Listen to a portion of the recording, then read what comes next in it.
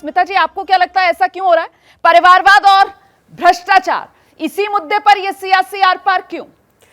Rumana, I think प्रधानमंत्री मोदी ने politically एक एजेंडा तय कर दिया है, लेकिन उस पॉलिटिकल एजेंडा को एक नेशनल टास्क के नज़रिए से देखा जा रहा है कि जो करप्शन हटाने वाली बात थी, जो 2014 से जो चल रहा था मुहिम, थोड़ा सा उसमें एक किस्म के कुछ रोड़े पड़े थे, लेकिन अब से लेकर जो है वो प्रधानमंत्री ने आई थिंक फोकस में लेके आए हैं कि वो एजेंडा रहेगा और वो उससे ज़रा भी डगमगाएंगे नहीं। मतलब वो उनका, जब मैं वो कह रही हूँ उसका मतलब है सरकार, और उन्होंने एक नेशनल टास्क बना दिया है। तो ये ज़रूरी नहीं कि सिर्फ सेंटर ही फोकस में रहेगा, कि सेंटर का ही टास्क रहेगा, सरकार का ही या सरकार के इदारे जो हैं उनका टास्क रहेगा। ये हर एक नागरिक का एक कर्तव्य बनेगा कि करप्शन को हटाएं और ये जो भाई भतीजावाद है उसे उसको अपने जहन से हटा दें। लेकिन मतलब एक मेरिटोक्रेसी की तरफ हम जाएं,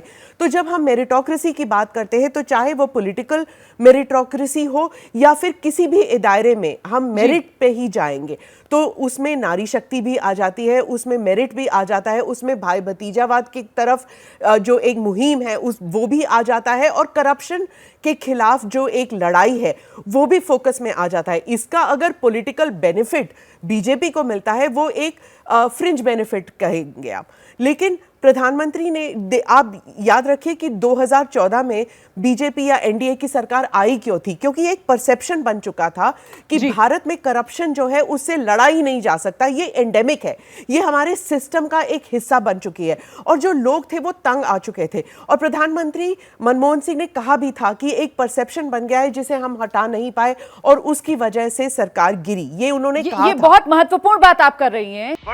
ये हैं शर्मा जी, जो रात का खाना और देश दुनिया की सुर्खियां दोनों लेते हैं सुमित अवस्थी के साथ। अब ये हैं इनके पड़ोसी बनर्जी साहब। मिष्टी दोई खाते खाते पूरा बंगाल जान लेते हैं सुमन दे के साथ। इनकी तरह आप भी देखें अपने फेवरेट न्यूज एंकर को एक ही ऐप पर, और डाउनलोड कीजिए एबीपी लाइव ऐप अपने स्मार्ट टीवी पर।